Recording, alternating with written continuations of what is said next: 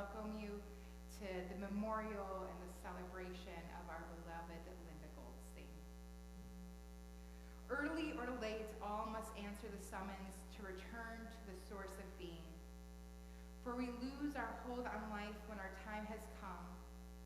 As a leaf falls from the bow when the day is done, the deeds of the righteous enrich us all, as the leaf enriches the soil beneath. The dust returns to the earth. The spirit lives on with God. Like the stars by day, our beloved dead are not seen by mortal eyes. They shine on forever. Theirs is an eternal peace. Let us be thankful for the companionship that continues in a love stronger than death. Sanctifying the name of God, we honor the memory of Linda. Mourning is the price we pay for having the courage to love others. Even in grief, we know that the wonder of human life is too complex, too magnificent to be memorialized only in endless pain. The gifts of spirit our loved ones gave us cannot be measured or weighed, nor can they be lost or tarnished by time. Even in our darkest hours, we know that some of their light and their warmth will always be with us, bringing comfort and courage, and in the fullness of time, healing and peace. At this moment of loss, we wear physical embodiment of our brokenness upon our heart. Just prior to the service, we had the interment of our beloved Linda, and the family adorned a black ribbon. It is pinned upon themselves just as our ancestors did before them. The symbol remains with them throughout the week, acting as a sign for all of us to surround them with comfort as they mourn the loss of their beloved Linda. In the words of Ecclesiastes, a season is set for everything, a time for every experience under heaven, a time for dancing and a time for wailing, a time for birthing and a time for dying, a time for speaking and a time for silence, a time for seeking and a time for losing. The time of mourning is a complicated time, filled with many emotions and memories, both bitter and sweet. We begin our service with the recitation of psalms and prayers, thus linking Linda's life with the 3,000-year-old tradition of the people of Israel and the eternity of God. We turn to Psalm 23, the words Adonai Roi.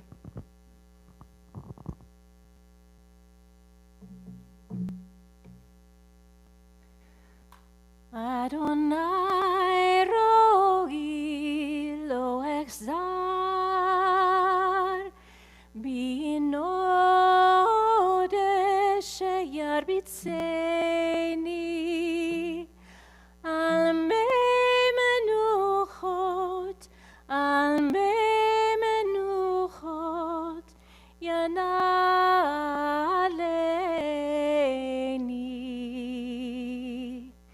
nafshi yeshovev yancheni b'maglet tzedek yancheni b'maglet tzedek leman shemo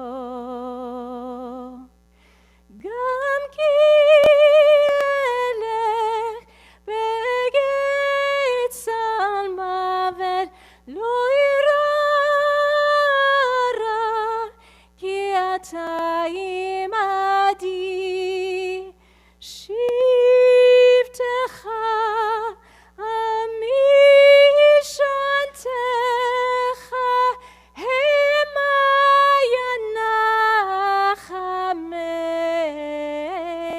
yanachameni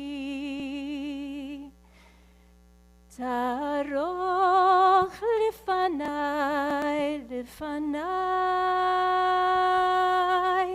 shulchanei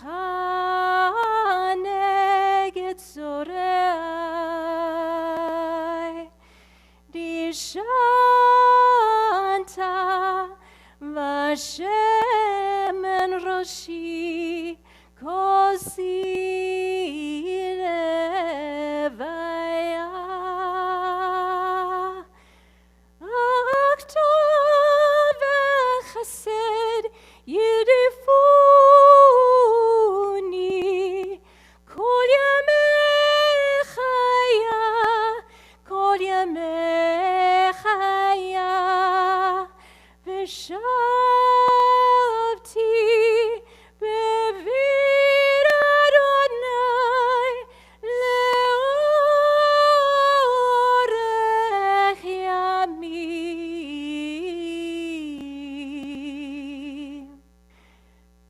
Adonai roi lo echzar. Adonai roi lo echzar.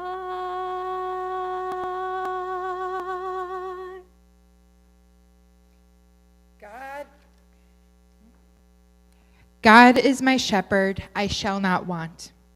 God leads me beside still waters and restores my soul. Therefore, I shall not want. I walk in right paths for the sake of the divine name. And even when I walk in the valley of death's shadow, O God, I shall not fear. For you are with me. Your rod and your staff comfort me. You have prepared a table before me, even in the presence of my enemies.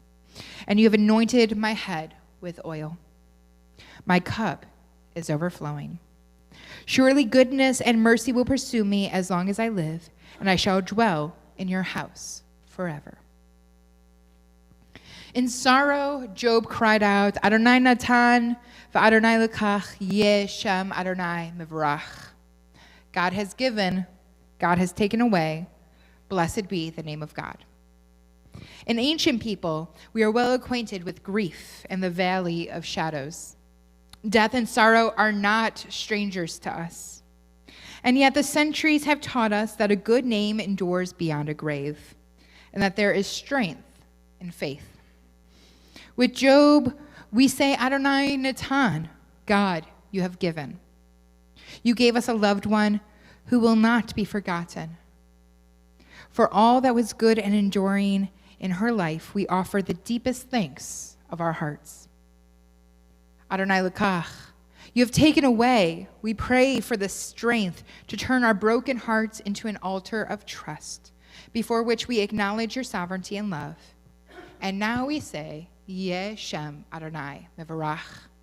Blessed be the name of God forever. We take a moment to think about all those, everyone who's gathered here, whose hearts are broken, whose spirits are tattered. And we offer the words of the Mishaberach so that we, the mourners, might begin the difficult transition of healing and creating a life without our beloved Linda. If you'd like to follow along with the words, the blue sidors in front of you, it's on page 371.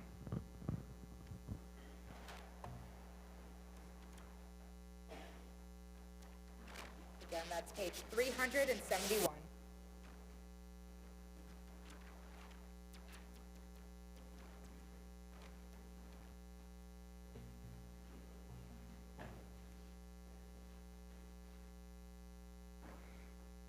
Misheberach avotenu mekor habracha ve'imotenu. May the source of strength, who bless the ones before us, help us find the courage to make our lives a blessing. And let us say Amen. Misheberach imotenu mekor habracha ve'avotenu. Bless those in need of healing with refuah shlema, the renewal of body, the renewal of spirit, and let us say Amen.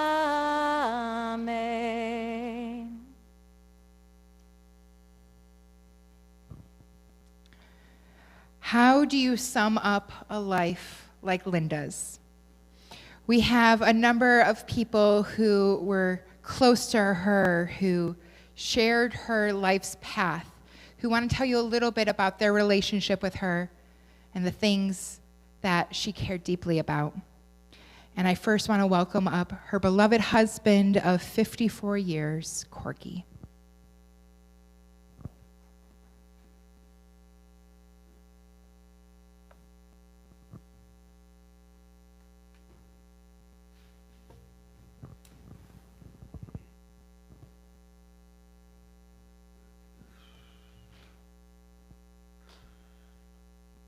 Talk through this? Okay. You know, Linda was sick for 4 years, and you would think I would have begun to write this, but I just wasn't able to get to it and think about it. So it's really, I was working on it last night. Linda and I had a blessed life together. For 54 years. We discussed everything. Linda told me before we even got engaged that she knew my goals in life as an attorney, and Linda said, "I'll always support you. I'll always be there for you. But," those of you who know Linda, she said, "but I need to know," but you got to remember, this was back in the early 70s, "but I need to know if you will be comfortable knowing and supporting my dreams of a busy career and other dreams that I have for myself." And then Linda said, "If not, Corky, our marriage will not be happy for you or for me." She said it has to be an equal partnership. I told her I know her dreams, and it will be a challenge for both of us. But I believe that our respect for each other and our love for each other, that we will make it happen. And I have to tell you, it did work. Her obituary, which any of you might not have read, but if you haven't and you'd like to, I think it's in the paper today, on Sunday's paper. Her obituary only tells part of her life. I should have at least mentioned that she was on over 18 boards. Some national, some local, some state, and they were all nonprofit boards. And she was either the chairman or the treasurer. Linda never complained throughout these 4 years or felt sorry for herself after the diagnosis of Alzheimer's at the University of Pennsylvania. She just wanted more time, but she knew time was limited. There's one thing that I think everybody here knows. That's one thing money cannot buy, and that is time. Maya Angelou said, "In life, we can have lots of money, all of us, and even fame. But after you die, what people will remember about you is the good name, and especially how you made them feel. I can tell you this. I believe that Linda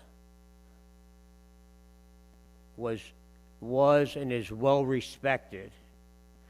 And I also know that Linda always made people feel good, and if they were having problems, maybe feel better.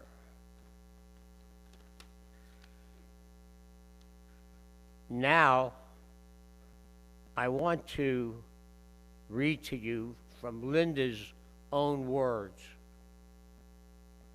About 2 years ago, when Linda could still talk, she couldn't write, but she dictated to me what she wanted to say to everybody. First of all, she said, "Corky, don't have a memorial service." And then she said, "But I know you will anyway." So she said, "If you do, I'd like you to say these few things." The first is to Stacy and Lori. And she said, "You both gave me so much love in my life, and you were my pride and joy always. I thought of you every single day. I want you to know that I am leaving you physically, but I will be there for you in your hearts and in your minds, hopefully, and I will live through you always and watch over both of you." Then she said to Emil and Najee. Emil is married to Lori, and Najee is with Stacy. She said, "I want you to know that I love you both, and I am thrilled you have met my two beloved daughters. And I want to thank you for your love and your commitment to me, especially while I was sick for these well, at that time it was 2 years. You're both great young men." And then she said to Jonah and Elsa, her beloved grandchildren, she says, "My two gifts in life. I want you to know," she said, "Mimi," is what they called her, "Mimi will be with you always, and I will watch over you. You just have to look in your hearts, and I will be there. Whether it's a problem or whatever it is, I will be there for you." And then she said, "You have amazing parents, Jonah and Elsa. And they will always be," and remember this, no matter what, "your very best friends." Then this last part, I didn't want to read this, but if everybody here knows Linda, I said, "I don't want to read this next part." And she said, "Corky, when it's your time to go, I won't be here," she said, "but this is what I want to say now. I hope I can get through this." She said, "Corky, thank you for your love and your commitment to me always. And now that I am so sick, for taking care of me at our home. I know it has not been easy for you, but that is just who you are. Everyone who knows you knows that. I will tell you again, and for all those present today, Corky always has been the kindest and most thoughtful person I have ever met throughout my life.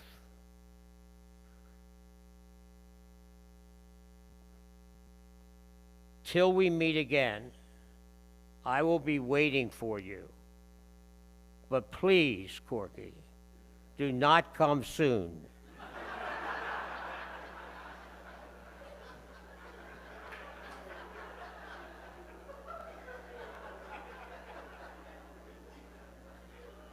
She says, I want you to go live your life. Take care of our children and our grandchildren, and especially Jonah and Elsa. And she said, I know I will be fine. You still have your life. So Linda said, Corky, please, for me, live it. Live your life. And then she wanted me to say, to all, every person here, to remember, and that's why she loved that song by Whitney Houston, One Moment in Time. Linda said, life is so precious. Every moment counts. And then she said, because tomorrow is never promised. So make each day count. And that was Linda. And as all of you know, it wasn't that hard for me to keep her at home. She also wants to thank all of her caregivers who might be here today or not here for being so loving and being so dedicated to taking care of her. And she wants to thank Joyce Costin for playing with me in every tournament for 30 years, all the charity tournaments, all the golf tournaments, wherever they were. We had a lot of fun. She said, but thank you, I love you. And then she said to Sue Scheinvold, who for the last 4 years made sure that Linda got out to play golf when she could, go out for dinner, and just be there.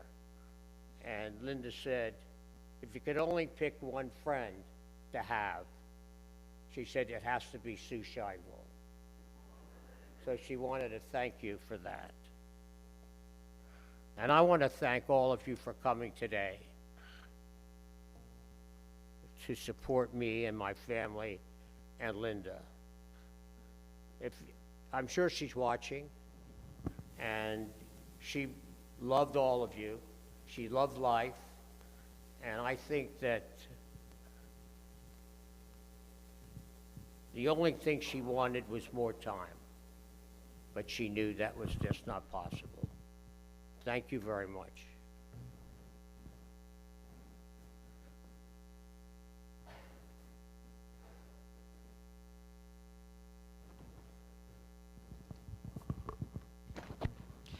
Thank you, Corky.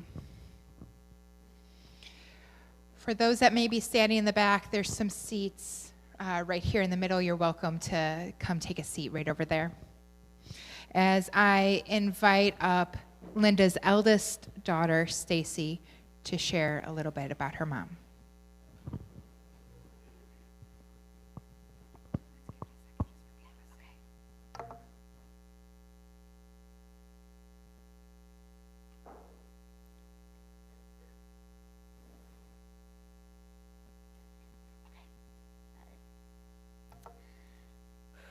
Before I start, I want to thank my mom's wonderful caregivers who took such incredible care of my mom and were in touch with us every single day.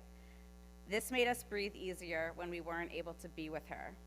Amanda, the CEO, the de facto dog trainer, and the bringer of silliness and laughter. Senite, the quirky whisperer and bringer of calm. Carol, Kit, and Tisha, you all loved my mom like family and enabled us to make the most of the last 5 painful years. We will never not feel blessed by your presence in our lives. I also want to shout out our loving dog, Madison, who never left Mom's side and brought her so much comfort. Even as a surly teenager, I was always proud of Mom's badassery. Even when I was annoyed with her nudging, I never wavered in my reverence for her as a uniquely powerful woman. A picture of me in a product of a strong female t-shirt is my Gmail profile, and to this day, I wear this t-shirt to every mammogram appointment. One of the highlights of my relationship with Mom over the last 10 years before Mom got sick was how much we bonded over our positions of leadership in our careers. When we spoke about work, at some point in the conversation, Mom would always say, "Stace, really, you're like my best bud." She would still give me mentor-like mini TED Talks, mostly around the importance of networking and how I have to delegate because people feel motivated when they feel helpful. When I felt unsure or was being negative, she would say, "You gotta think positive," or "Look at everything you've already accomplished," advice I now give to other people. She would also ask me for advice sometimes, which I cherished. "Stace, it's Mommy. Yeah, I want to run a situation by you. Give me a call, girl." I loved these conversations. They truly lit us both up. My whole life, I watched Mom face every professional challenge with seemingly no hesitation. Whenever I am avoiding a difficult conversation at work or stalling on tackling an overwhelming to-do list, I say to myself, put on your big girl pants, pull a Linda Goldstein, and handle it. Throughout the many beautiful messages we've received the past few days, the biggest theme is that Mom was a force of nature. I wanted to share a few stories that illustrates Mom's intensity, her hilarious, joyous intensity, as well as her get your shit together intensity. One of my favorite get your shit together stories was when Madonna was coming to visit my school to see if it was a good fit for her son, Rocco. It had been a possibility for a few weeks because my friend Candace tutored him in London and suggested our school as a possible public school option. Mom had come to my school to speak to an economics class and happened to be in my office when Candace texted me that Madonna was actually freaking coming. My assistant principal and I were like giddy teenagers. Oh my God, I mean, do we call her Madonna? Like, should we like play Material Girl over the loudspeaker? And my mom, unfazed by the celebrity, interrupts our cackling, all serious, and was like, "Stacy, now you have to think about this. What is your competitive advantage? She's going to visit these private schools. What sets you apart?" I was in it for the plot, as they say, and she was in full-on deal-making mode, trying to rein me in. I also used to love when Lori and I would have parties in high school. Yeah, they let us do that. Dad did, and Mom anxiously played along. She would barrel through groups of teenagers in our carport, drinking and smoking out of cans, with a garbage bag, picking up Solo cups. The best is when she turned to our friend DJ Healy and said, "DJ, are people smoking grass in my house?"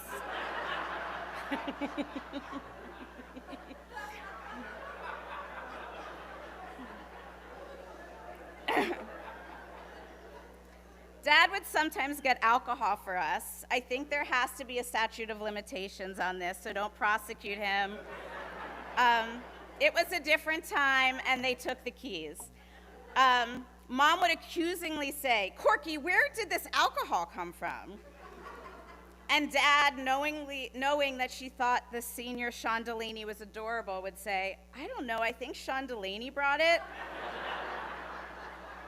And Mom would shift and say, "Oh, I just love that Sean Delaney."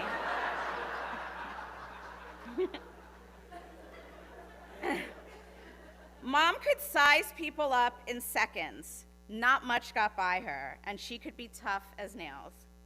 I remember when Mom was helping me pack to move apartments in New York. She had just come into a room and saw me sitting down, staring at a wall, and she started clapping in my face in frustration. "Stacy, let's go, no breaks, we'd have so much to do." My colleague John stopped by to drop something off, and Mom immediately handed him bubble wrap, barely looked at him, and said, "Oh, hi, John, make yourself useful." She could be tough, but also so much fun. My mom came to stay with me and we went to see a Pink concert in Brooklyn. I dismissingly thought, oh, this will be kind of cute to see this concert with my mom. But we legit had the best time. Jumping up and down, singing and dancing, Mom with her signature thumbs out dance move. When it was over, she said one of her classics, "That was absolutely amazing." Yes, Mom was a force. Her intensity allowed her to accomplish so much and to squeeze so much out of life. Alzheimer's dwindled Mom's intensity, and every erasure felt like a gut punch. What remained for a while was softer, our walks, sometimes quiet, pointing out pretty flowers and plants, feeling the sun on our faces. For the last year and a half, she could say very little, but until recently, she could still say, "Stacy, I just love you." One of my biggest fears was that I would only remember this diminished version of my mom and not who she was before. But her powerful, vibrant voice is starting to come back to me.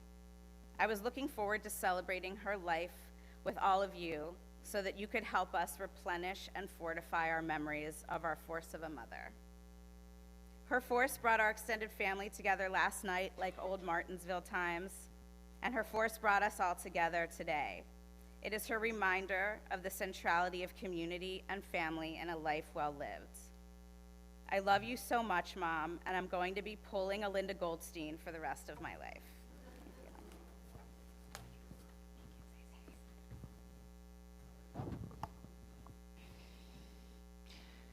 I'd now like to invite up Linda's youngest daughter, Lori.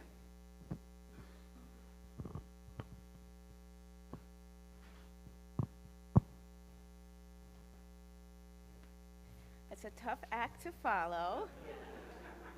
I only talk to one person at a time every day like this.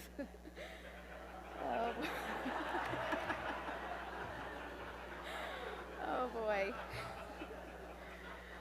Okay. Well, I'm so glad that you are all here. It's just amazing to see a room full of people that love my mom and that brought my sister and I up here in Harrisburg and our family, and it just means so much. I think the last time I was on this bima was for my bat mitzvah, reading my speech that my dad mostly wrote. My parents were sitting, I think, right there. And now my daughter Elsa will be having her bat mitzvah in May of 2027. Unfortunately, Mom won't get to be there. Okay. The day I realized my mom had Alzheimer's disease was the worst of my life. Emil and I and the kids had come to visit for the day. Mom was driving more slowly. Her southern accent had become more pronounced, and she couldn't remember if she had Thanksgiving dinner at Aunt Rosie's or on Fisher Island. She looked just like Mima, and I knew. The pain in my heart driving back to Philadelphia was like nothing I had ever felt. I kept whispering to Emil, my life as I know it is over. She was more formally diagnosed 2 months later at the Penn Memory Center, but I knew that day. I couldn't believe all the things I would never get to do again with her and all of the things she would miss. There would be no more voicemails starting with, "Hey girl, how are the kids?" No more of Jonah and Elsa's favorite French toast, or trips to Hershey's Chocolate World. I wouldn't get to hear her saying about Jonah, "How's my boy? I just love him." Or about Elsa, "She's just a beautiful girl, inside and out. The best of the best." There would be no more rushing to help me with the kids in Philly, like she came when I had Jonah while my husband was skiing in California.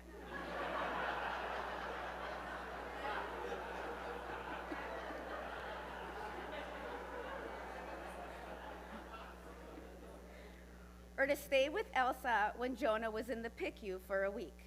No more sending the kids to Mimi and Pop-Pops for the weekend so Mimi could do all the hard things. I also wouldn't have to hear, "Do you have enough money? Are you socking it away in retirement?" Thankfully, even if I never listened to her and I still don't fully understand how the stock market works, I married somebody that does. I just love that, Emil. I do not think she would be happy that Emil and I are considering having a joint bank account, but thankfully I know that she fully trusts my husband in the financial arena, which is to say a lot. But I also wouldn't get to hear, "Have I told you today that I love you?" Or, "I am just so proud of you, Lori. I'm just so proud of the woman you've become. You're a wonderful doctor and a wonderful mother." I knew she would not get to raise my children, and my poor children wouldn't get to have the Mimi they deserve for as long as I had imagined. Although Alzheimer's is a horrible disease, the slowness of it did give me some time to reflect and resolve in my own mind some of the conflicts that I had with my mom. Many people use the word force when they talk about my mother, and she certainly was. I think about the fact that she grew up in a well-off family in the South and likely could grow up thinking that she didn't need to work. But she always wanted to, and her career was incredibly important to her. But that force can sometimes be hard to grow up with. Sometimes I just wanted Marilyn Abrams's warm homemade chocolate chip cookies. But that wasn't my mom. She wasn't the most accepting, couldn't sit still, and often didn't just trust that I could figure out life on my own. But as I am a working mother now, I get it. Parenting is hard. It's a constant battle between letting your kids figure it out, letting them be themselves, and wanting to control them to become who you hope they will be. I often find myself saying things to Elsa and Jonah that I swore I never would say. God, I sound just like my mom. But I get it now. She just wanted the absolute best for me, and this was the way she showed her love. I also remember looking at the bleachers at the Harrisburg Academy during a field hockey game and wishing my mom was there. The one time she did come, she brought our black lab, Marley, who escaped and stole the ball that was in play.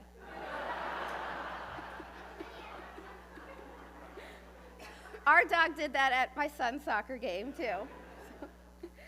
But I get it now. I also can't chaperone my kids' field trips as much as I want, and I yell at them when they're running late in the mornings. I have to go to work. Who do you think is paying for all of this?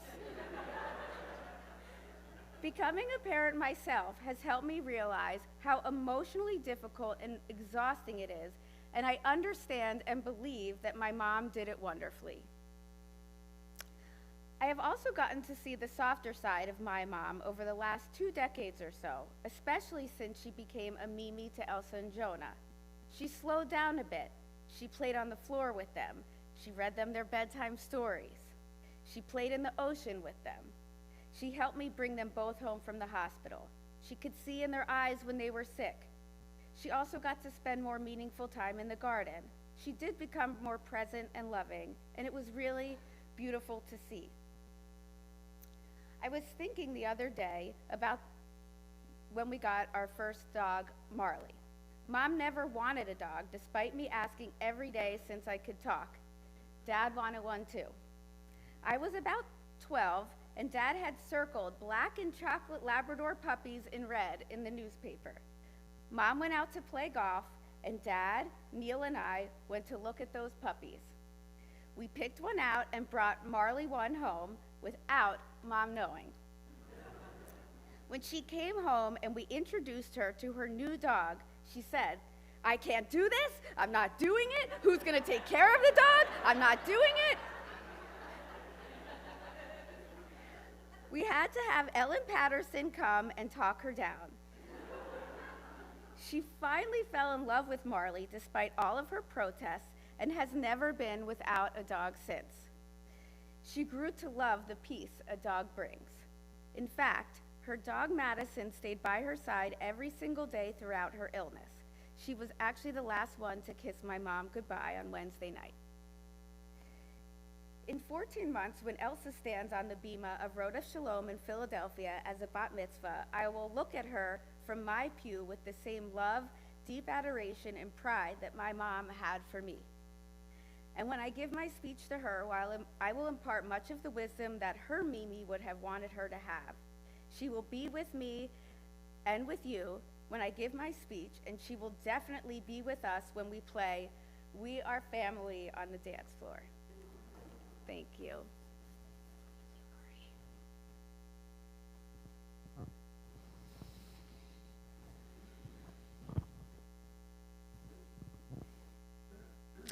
I'd now like to invite up Barry Green from the Green Globeman family to share a little bit about what Linda was like as a small child.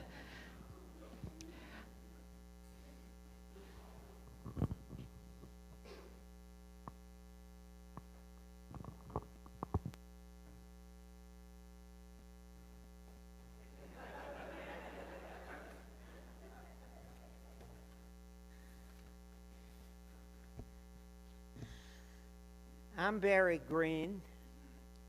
My father was Corky's mother's brother. My mother was Linda's father's sister. Now, I'm on the clock, so you guys can figure this out later.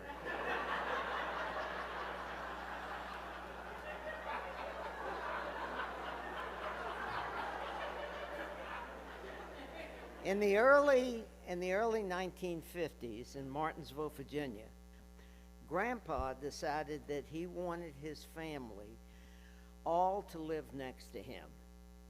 So he bought all the property on one side of a short street, subdivided it into 3 lots, and had the street name changed to Dan Lee Terrace. My father's name is Dan. Linda's father's name is Leon. Linda's family lived on one end. Grandpa and Masha, better known as Hawkeye, lived in the middle, and the Greens lived on the other end. Our lives overlapped in the natural way that families do when everyone lives just a few houses apart. The center of it all was our grandparents' backyard, where we created what we proudly called the Dan Lee League. In that backyard, Linda, Dickie, Kenny, Stephen, and I spent countless hours playing football and softball. Golf was discontinued when Stephen broke Aunt Minnie's picture window, ran home, and spent the afternoon hiding under his bed. The 4 of us depended on Linda for 2 things. In football, she became the center on both teams. We needed someone to snap the ball and just stand there while the 4 of us played football. In baseball, Linda had a special role that none of us boys could manage. Our grandmother, Masha, used her own special Eastern European dialect and gave all of her loved ones nicknames. My name was Yum, because my Hebrew name is Benjamin. My brother Stephen said that Masha called Kenny Lutch because he was chubby. Mother said it was because Kenny loved cantaloupe. Kenny says it was because he couldn't pronounce cantaloupe. Linda was Hannah Pessel, or Pessel for short.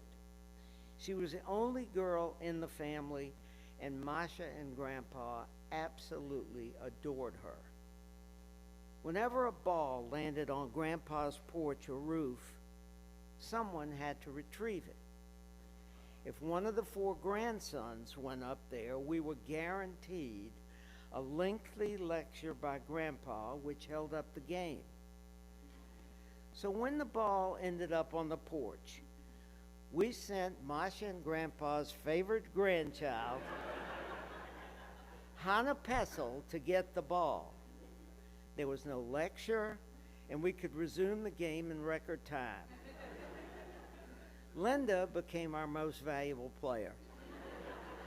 She was our secret weapon.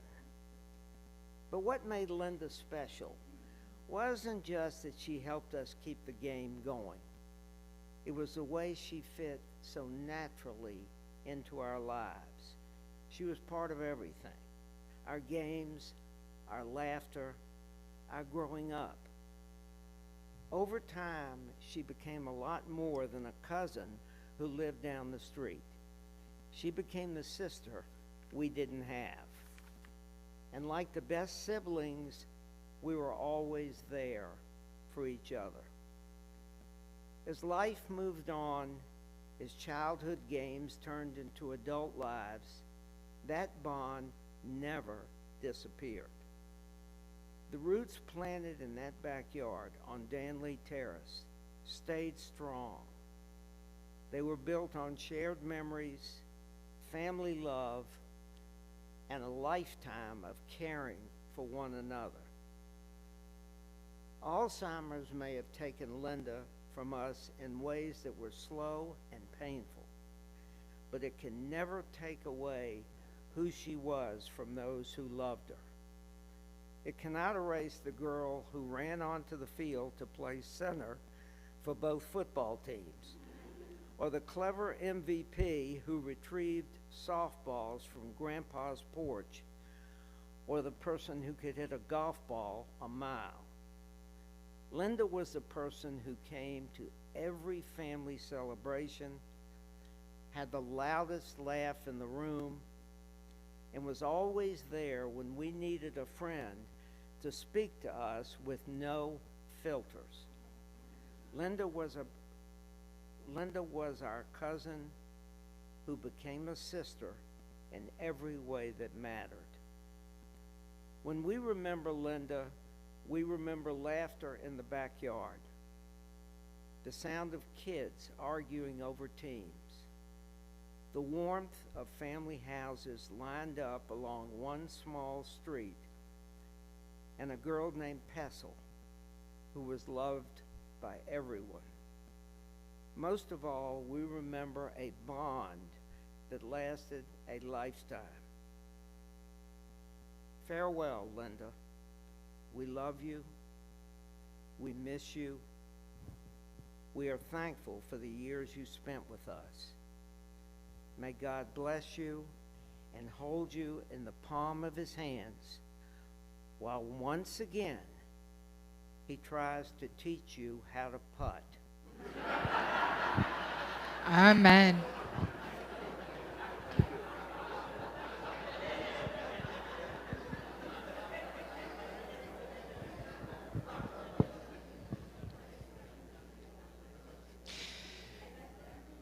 We continue hearing about Linda's extraordinary athleticism with her friend Sue Scheinwald, a close friend, a golfing buddy, an extraordinary friend who kept her active and laughing.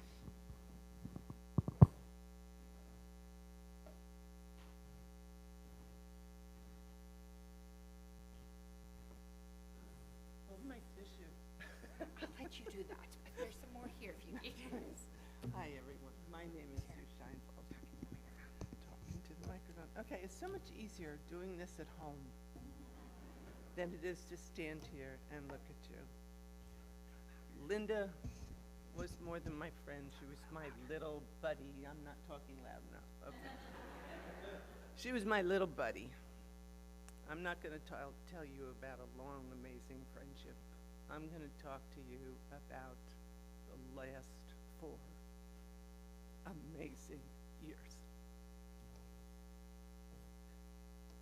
She was a study of love, courage, admiration, grace, strength, and dignity. Let me share with you, my friends, a picture of courage. This was Linda, a year after diagnosis. And I'm still, everybody else tells me I'm too loud. She was a year post-diagnosis. Life was hitting her very hard. The acceptance was still difficult. But she put on a purple shirt and she walked at the head of the line of a group of devoted friends in the walk to end Alzheimer's walk one Sunday afternoon. She smiled her way through and made us all ever so thankful that she was in our life to teach us these little things. She was known as a bright, confident, successful, totally in control woman who was now facing her greatest fear, a devastating diagnosis. You see, Linda had already lived through the pain and struggle of Alzheimer's with her mother. So she knew exactly what her future was going to be. She was absolutely terrified. Fear became a constant companion. From the day Linny confided her diagnosis with me, we took a lot of time to talk, serious talks, goofy talks. We wanted to deal with the emotions she was going through. It was ever so difficult, but we did. She zigzagged. She became a master at pretending that she knew who you were and how she knew you. But it was becoming increasingly obvious, the symptoms. While serious conversation was still a part of our lives, I asked her what she needed. She said, "Never leave me." A simple need, just to love and be loved in return. She needed Corky's love, his strength and support, which never wavered even when the days turned long and lonely and were void of any interaction with her. The love of Stacy and Najee, Lori, Emil, Elsa, and Jonah. Just hearing their voices on the nightly phone calls, feeling their hugs work their magic. From the day she showed up at lunch with her rear bumper neatly folded in the back seat of her car, I took over as her chauffeur. She became Miss Daisy, and I even made her ride in the back seat. So another cruel chapter had begun. She was losing her independence, but she had a wonderful group of friends who tried to keep her spirits up by visiting, calling, and including her in lunches and dinners. I'm now that old girl with the tissues up her sleeve.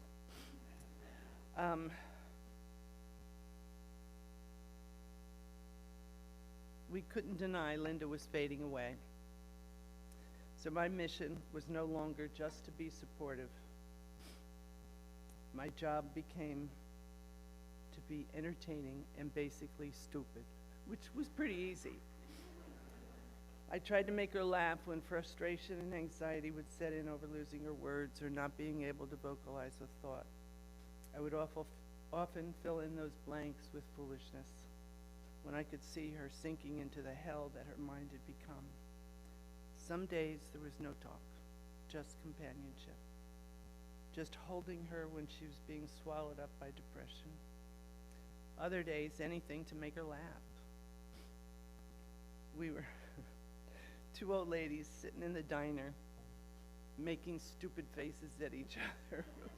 Well, everybody else looked at us like, what the hell are these women? But she loved it. She would laugh. One day, I came across some old washable markers that my grandkids had left behind. There was no conversation again that day. So we sat on the sofa, the two of us, with the markers, and we played connect the dots with the age spots on our hands. And tried to identify what each hand, which it does, but when a panic attack consumed her one day while we were in CVS, I would just put her in a bear hug, and I wouldn't release her until she growled. I said, you have to growl and you have to yell and say, I love you at the top of your lungs, which she did. So we got the looks. Then there's another day where we would power walk down 2nd Street, just yelling out every Yiddish word we could remember at each other. And again, just to get her going, and just nonsense. And I knew it was successful when she'd stand there and put her hands on her head. Scheinwald, what the hell is wrong with you? So we knew words were leaving, thoughts were jumbled, but little pleasures were still there. When she talked about life with Corky, Stacy, Najee, Lori, Emil, all of you, you brought her such joy. She loved looking at a beautiful flower, listening to music, spending time with the friends that still called for lunch. Golf, never gave up the love for golf. We had a fun, kind group of friends who always tried to include the two of us, even though we were a major distraction out on the golf course. It became a team sport. Everybody would have to find Linda's ball because nobody could remember where our own balls were, much less theirs. Then we'd have to pick a club for her, line her up, and let her wallop the ball, and she did. She would boom it right down the fairway and then turn around and go, ha! Beat us every time. One afternoon on our way home, I think we were playing down in York.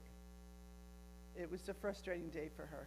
So I turned the radio up loud, put the windows down, and the two of us would just sing, two schwitzy old Jewish ladies after 4 hours of golf, driving through Harrisburg, singing at the top of our lungs. It was great.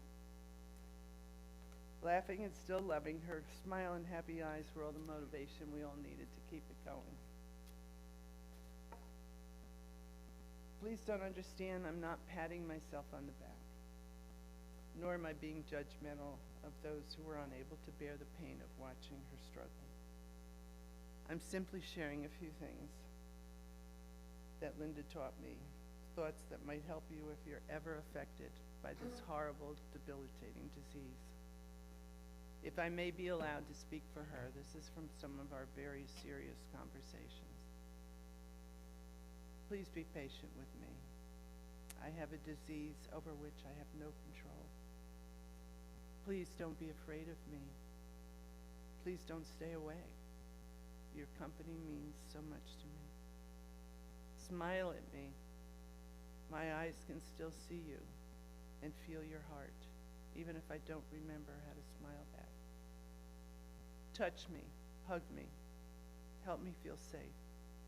Promise me you won't leave me. When she couldn't form a sentence anymore, she would constantly lean against me as we sat together, holding my arm and just patting my leg over and over again, saying, I love you, I love you, I love you. Talk to me. I may not always be able to answer, but I love hearing your voice, and your words still touch my soul. Help me fill in the blanks. Laugh with me. Help me escape this hell I'm living in, if only for a few minutes. When Linda's body became immobile, her eyes would still speak and smile. The hello look, the thank you look, the I love you look, or the simple smile, watching Amanda do a silly dance.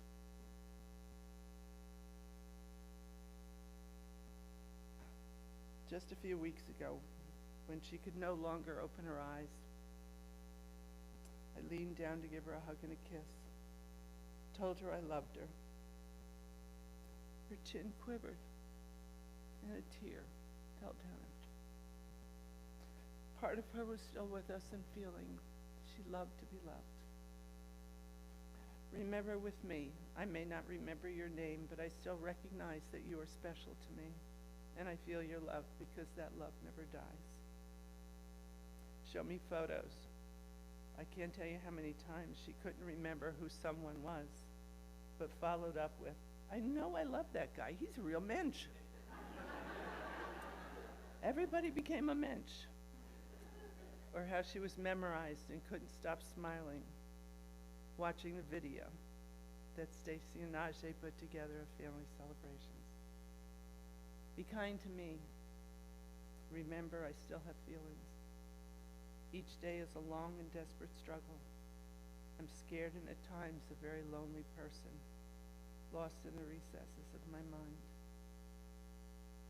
Just do what you can, when you can, the best you can. Be the friend y'all want to have. Linda fought this disease with a gentle strength and an acceptance that brought peace to us all. I'm heartbroken, but will always cherish the privilege to travel this road with her. I love you, Miss Stacy.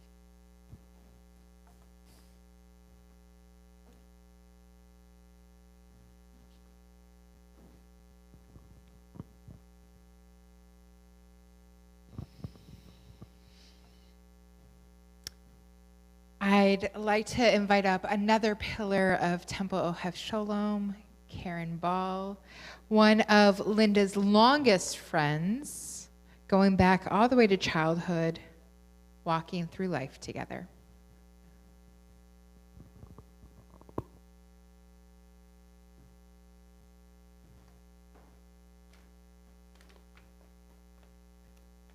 I will say this is daunting. There's been so much wonderful said already. I hope I can add a little to it. One of the joys of life is time spent with friends, and I was joyfully lucky to have a dear friend in Linda. It all started in June of 1960. How's that? When my parents put me on a bus at the Ballackinwood Shopping Center and sent me off to Camp Saginaw. When I arrived, I was directed to Bunk J and assigned to a bed next to the veteran camper, Linda Globman. And so it began.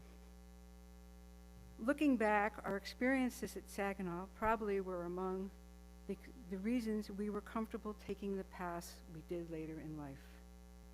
We were encouraged by our counselors and each other to fully explore our athletic, artistic, and leadership skills at a time when it was still not totally acceptable for women to do that. We returned for several summers. I stayed for one more than Linda, and then we were off to college and adult life. We lost touch during those years, and that could have been the end of the story. After college, I moved to Harrisburg for work in the early 1970s. I was living in the townhouse, and one night my phone rang. And on the other end, I heard that Southern Virginia voice. Is this the Karen Ball that went to Saginaw? Linda had come to Harrisburg after marrying Corky, and so began a new chapter. It was Beshert. That was the easy part to share. The hard part for me is to artfully describe the last 50 years or so. Everybody said this, but let me say it again. Linda was a force of nature, and she was a loving and loyal friend. She had a very strong sense of right and wrong, and did not hesitate to share her opinions, mostly not to make you uncomfortable. We both led busy, pressure-filled life. She had greater challenges than I, trying to balance raising her girls while also pursuing a career, and she did it so well.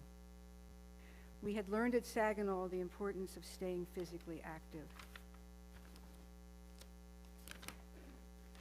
So exercise we did, either in aerobics class in a storefront on 6th Street or working out at Woody's or some other gym in town.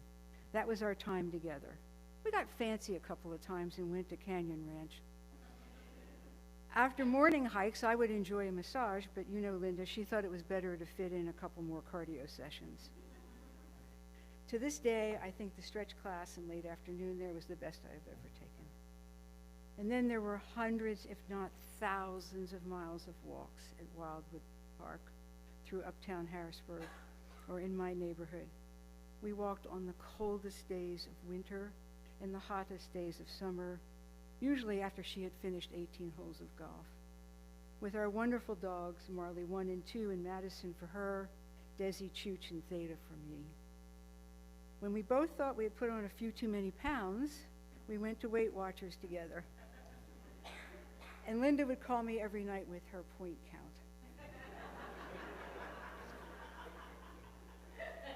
And yes, there was golf. She inherited her love of golf from her father and played a little bit at Saginaw. But if you knew Linda at all, you knew it was one of her great passions. And Sue has shared that with you. I rode horses, so we didn't spend that time together. So we made sure we found times to do things together. She was my guide to Jewish Harrisburg. Linda did not gossip, but she would answer a question if you asked her. We shared Jewish holidays and special occasions, none more special than Lori and Emil's wedding in Prague, and my nephew Dan and his wife Brittany wedding in Philadelphia. One of the last things I think she truly enjoyed was helping me pick out a place for Dan's rehearsal dinner. I had found a terrific brew pub in Fishtown and a lovely restaurant on North Broad Street. She was adamant that we were not going to have it at a bar. We both were asked to serve on boards, but never the same, and sat together in more banquets and dinners than I can count. And isn't it amazing that the food never got better? She was great at finances. I am proof you can get into college with no math aptitude. And we helped each other work through work and family issues and pressures. She gave me advice on financial investment decisions and insurance. You could tell by the tone of her voice every day how the stock market was doing. I sent along design professionals and gardeners, dog groomers, and trainers. Linda was fiercely proud of her girls, fiercely proud, rightly so, and madly in love with her cousins, the Greens. Thank you, Corky, for letting me travel with her. We saw Prague and Budapest and Italy and the Amalfi Coast in China.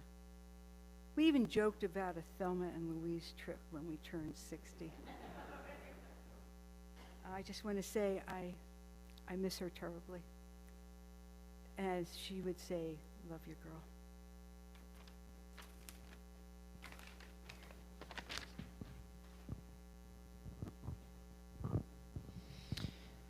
Our penultimate speaker, I'd like to invite up Richard Globman, Linda's brother, from Martinsville, Virginia.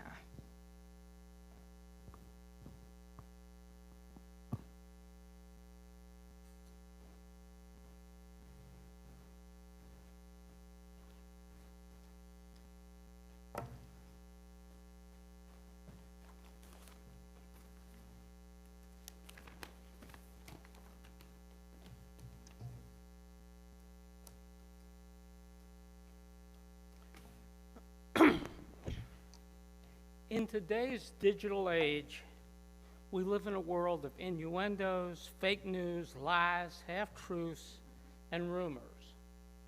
But there is one hard truth, one absolutely irrefutable fact, and that was that Mom liked Linda best.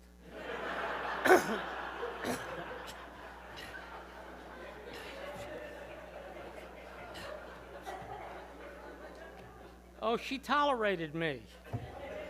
But from the day that Linda learned to walk and waddle over to Mom and bat her eyes, my days as a favorite child were long gone. Even as a little shrimp, Linda had a way about her that attracted people. She was generally interested in what people had to say, was intensely loyal to her friends, and knew every bit of family gossip because she was a nosy little squirt. She had Mom wrapped around her finger so tightly it's a wonder there was any circulation left.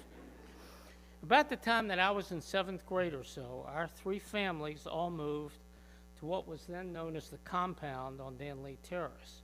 There were only 3 houses. Our grandparents lived in the middle, and they were flanked by our house on one side and my aunt, uncle, and 3 cousins, the Green family, on the other.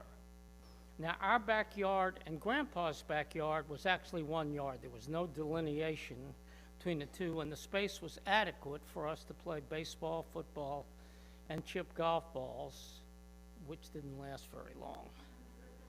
The players in all games consisted of the Green brothers, me, and Linda. Linda was a terrific athlete, and she got right down in the dirt and played with us. Now, our house featured a gigantic bay picture window overlooking the backyard/playing field. And while the games were going on, Mom would stand by that window and make sure that her precious Linda didn't get a scratch on her. If Barry, Kenny, Stephen, or I sustained an injury, anywhere from a cut finger to 4 compound fractures, we were told to rub some dirt on it and walk it off. But not Linda. Mom would throw a fit if her precious little girl even got her hair messed up. The Danley Terrace games continued until Linda started to develop. And then Mom wouldn't let her play anymore. And it wasn't just Mom. Whenever Linda came over to my grandmother Marcia's house, Marcia would gush all over her little Honda Pestle. Do you need a new outfit? Do you have enough money? When I came over, Marcia would come over, stare at me, and say, quit chipping golf balls onto the porch. The same with our maternal grandmother, Amy. Oh, it was Linda this, Linda that. Please let me fix you something to eat. You just sit over by the TV and relax. When I was visit, it was pretty much go out and cut the grass. Linda went on to distinguish herself at Martinsville High School, the Holton Arms Academy, and the University of North Carolina. And true to her beloved child status, upon her graduation, I am not making this up, my parents sent her on a cruise.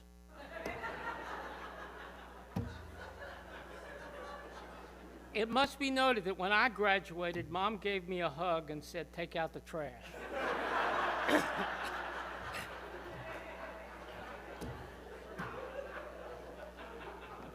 After college, Linda secured a job at a New York retail buying office and lived, along with the rest of the single Jewish girls, on Manhattan's Upper East Side. At the same time, I was living in New York, although a good 50 blocks downtown from Mommy's little angel. For a few years, we were both in Manhattan. As a matter of fact, for about 5 or 6 years, in the New York City phone book, which was obviously gigantic, there were 2 Glovemans, me and Linda. And while we were both living in Manhattan, we became closer than ever. We were setting each other up on dates, having frequent lunches and dinners, just spending evenings going together to a movie or a game or just talking. Linda had an uncanny ability when it came to interacting with others. Consequently, her list of friends from high school, college, and work and family was long, really long. She always knew what was going on with friends and families, and as much as I resented her being Mom's favorite, she could always be relied on as a reliable source of gossip. Linda deserted me when she started dating Corky. I think I knew early on that she had met her soulmate. After an on-again, off-again courtship, they married. They had 2 incredibly cool children, Stacy and Lori. And even though we lived hundreds of miles apart, I always knew what was going on with my nieces because Linda insisted on calling me every 45 seconds with the latest update on her angels. Linda was intensely loyal and supportive of her family, not only her husband, daughters, and son-in-law Emil, but her extended family also. The Martinsville branch, the Richmond branch, the Florida branch, the Harrisburg branch. Linda kept up with everybody. In later years, Linda and I were overjoyed that Stacy, Lori, and my children, Deanie, Mitchell, and Angela, became close. I think mainly because they enjoyed talking about me behind my back. When Linda became ill 4 or 5 years ago, and right up to the present, I've fielded tons of phone calls, emails, texts. What's going on with Linda? How's she doing? I miss her so much. To say that Linda will be missed is the understatement of the year.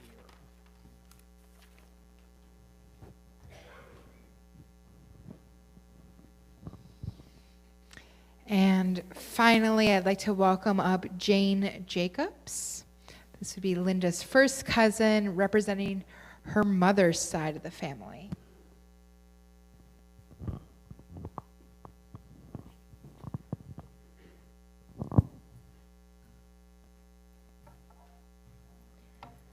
Family dynamics can be tricky, but for as long as I can remember, our family has had the good fortune to have close, generational bonds that have been lovingly nurtured.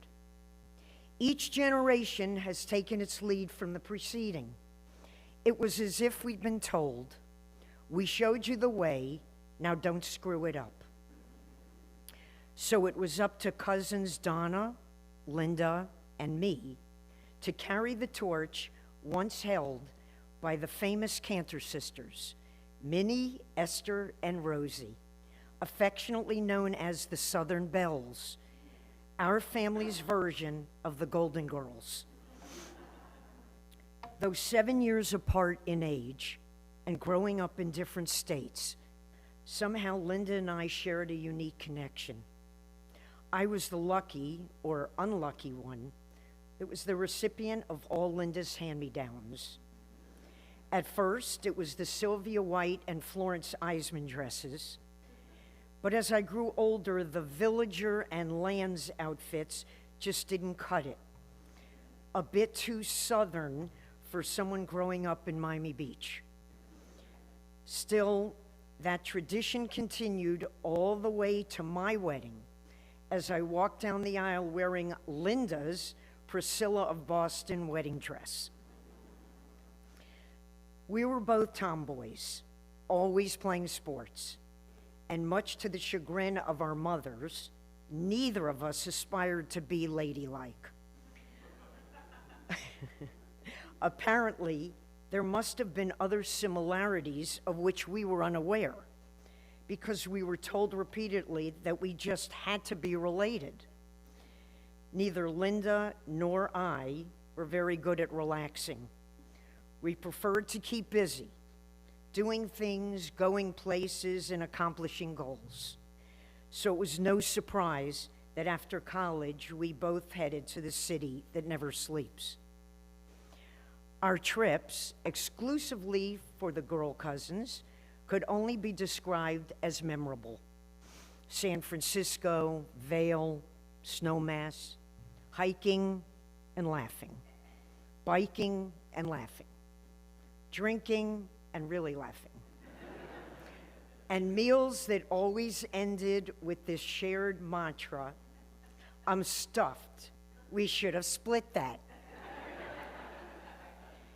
And when it came to managing finances, both Linda and I had to keep fastidious records. We gave every restaurant check a thorough going over, and bills were always paid on the exact day they were due, not a day early, and definitely not a day late. Without a doubt, the highlight of each year was the family's annual Thanksgiving celebration. The tradition started in Martinsville, with cousins coming in from up and down the East Coast. The weekend of family-oriented activities wrapped around Aunt Minnie's magnificent Thanksgiving dinner and was always commemorated by a picture taken of the 3 Cantor sisters and their daughters. Certainly a high point of the weekend was our family's annual hijacking of Globman's department store. With our 20% discount cards in hand, and on one of the busiest shopping days of the year, we subjected the staff and every customer in the store to our constant personal messaging relayed over the store's PA system. Linda, Jane and Donna are waiting for you in shoes. Rosie, your sisters are looking for you again. Jane, Linda and Donna have your kids in the toy department. I have a feeling the Globmans and Greens were not unhappy when our Thanksgiving celebration moved to Miami. And although there have been many changes in our family since those Martinsville days, Thanksgiving remains the most eagerly awaited gathering of the year for the Cantor Sisters clan. As extremely lucky as we are to be part of such an extraordinary family, there are unalterable circumstances we all wish had turned out differently. Alzheimer's is one of those circumstances. How our hearts broke when Linda shared her diagnosis. All of us were well aware of the course this disease would take. We all hoped against hope that medical science would prevail, but time was not on our side. Too quickly, we saw so many changes in our beloved cousin. Linda left an indelible imprint on all of our lives. I see so much of her reflected in Stacy and Lori. Their affectionate hugs, radiating warmth, infectious laugh, their drive to succeed, and most importantly, their love of family. What a beautiful gift she has left them. Linda's goodbyes were always the same, whether it was at the end of a cousin's trip or the conclusion of another Thanksgiving holiday. We would hug, and with tears in her eyes and in a very distinguishable voice, she'd say, "I'm gonna miss you. I love you." I've shared only a small sampling of my Linda stories, but there is no doubt that if each of you had had the opportunity to tell your stories, we would be here all afternoon. So I'll end with this. Linda, we love you. We will all miss you and cherish your memory forever. Thank you for bringing something so special into all our lives.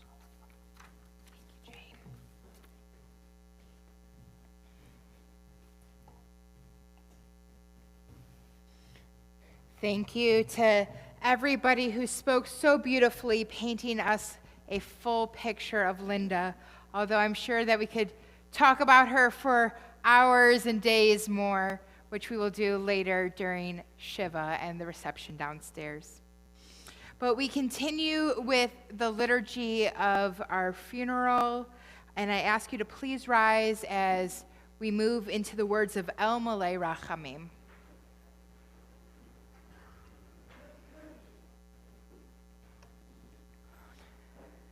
El Malei Rachamim, Shochei Bamromim, Hamatzei Menucha Nechona, Tachat HaKnefei HaShechina, Im Kedoshim Utorim, Kizohar harakia mazhirim et nishmat Leah Hana bat Avraham Sarah, Shalcha leolamo, Be'al harachamim, Yasirehu b'sater kanafav leolamim, V'yitzror b'tzror ha'chayim et nishmata, Adonai hu nachlata. V'yanuach b'shalom al mishkavo, v'numar, Amen. May the source of life, the fountain of all being, open our hearts to compassion and our eyes to wisdom, that we might glimpse in perfect peace and sadness the way of all things. May Linda's memory be for us a blessing, and may we never let the light of her love grow dim in our hearts. May we remember all her worthy and righteous deeds, and may her memory be forever bound up in the bond of life.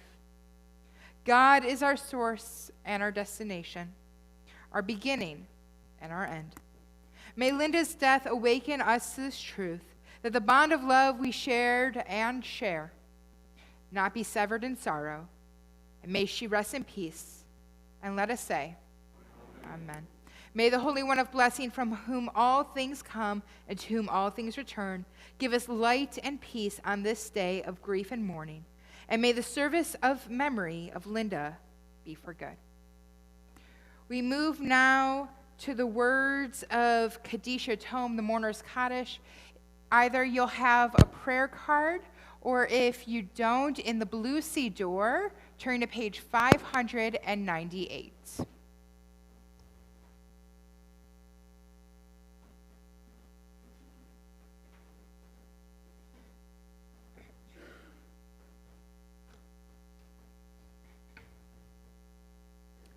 Together. Yitkadal v'yitkadash Shemei Rabbah. Be'oma divrach hiroteh v'almich malchuteh. B'chayechon yomechon uv'chayei dekol Beit Yisrael. Ba'agala uv'izman kariv v'imru. Amen. Yehei Shmei Rabbah mevarach le'olam olmei almaya. Yitbarach v'yishabach v'yitpa'ar v'yitroman v'yitnaseh. V'yitadar v'yitalev v'yitalal shamei tekudasha b'rechu. Le'ela min kol berchata v'shirata. Tush b'chata v'nechamata. Damiram be'alma v'yimeru. Amen. Yehei Shlama Rabbah min Shamaya. V'chayim aleinu ve'el kol Yisrael v'yimeru. Amen. Osei shalom b'imramav, u'ya'asei shalom, aleinu ve'el kol Yisrael v'imru. Amen. May the one who creates harmony on high bring peace to us and to all those that mourn in Jerusalem and Zion. And let us say, Amen. You may be seated. May Linda come to her eternal home in peace. And I invite the immediate family, I know I just asked you to be seated, to please rise. And let all who are gathered here to mourn repeat these words, speaking them to the family. Go your way, for God has called you. Go your way, and may God be with you. May your righteousness go before you, and the glory of God receive you. May God console you with all who mourn in Zion and Jerusalem. Now go forth in peace. With this, we officially conclude the memorial service for Linda Goldstein. I'm going to invite the immediate family in just a moment to make your way downstairs for reception, to which after they have left the sanctuary, I will invite everybody to follow.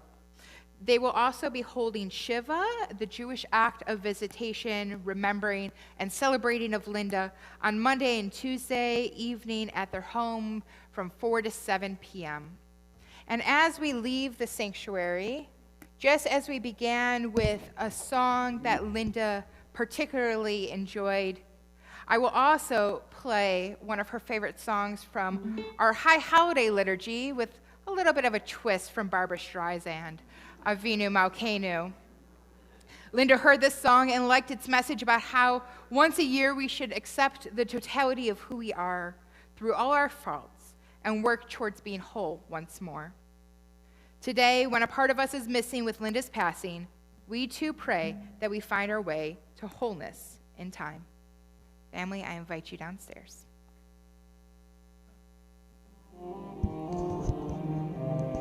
And you can go down that way or in the back. Yep.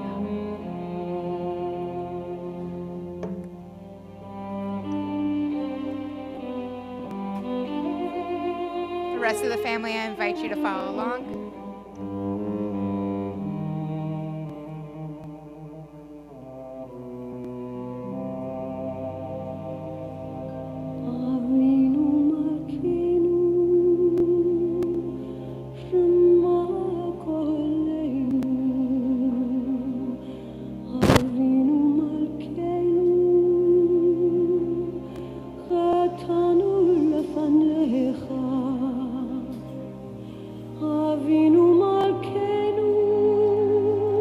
Friends, I invite you to leave as well. Thank you for coming.